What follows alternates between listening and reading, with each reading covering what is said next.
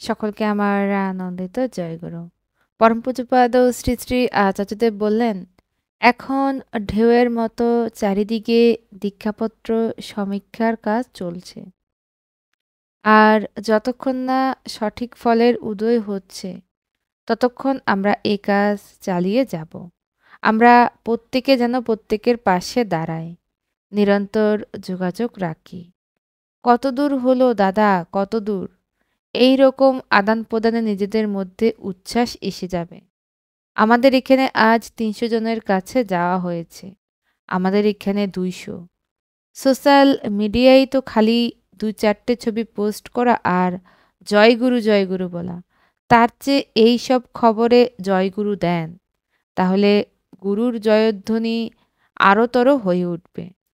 পরম পূজ্যপাদ শ্রী শ্রী আচার্যদেব সকলকে আমার আনন্দিত জয়গুরু।